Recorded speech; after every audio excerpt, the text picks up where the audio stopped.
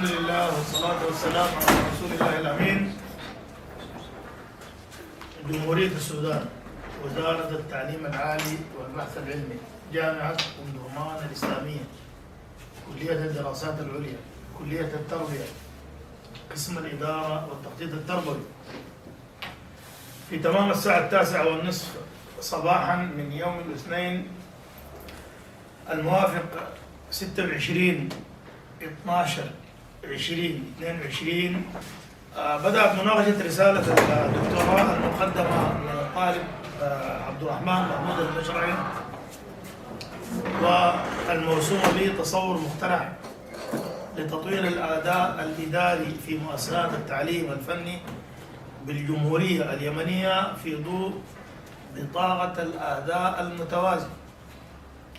وكانت لجنة الحكم والمناقشة تتكون من عصام الدين برير آدم عوض الله مشرفة، الدكتور محمد عثمان محمد أحمد ممتحنا ومناقشا داخليا، الأستاذ الدكتور الطيب عبد الوهاب محمد مصطفى ممتحنا ومناقشا خارجيا.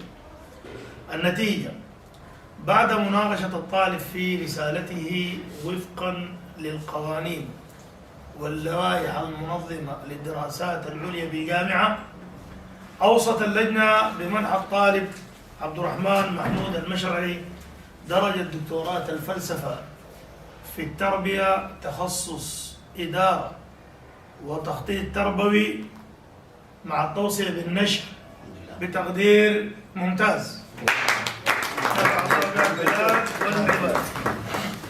نفع الله بالبلاد يا دكتور. ان شاء الله ربنا ينفع بالبلاد والعباد والامه العربيه والاسلاميه.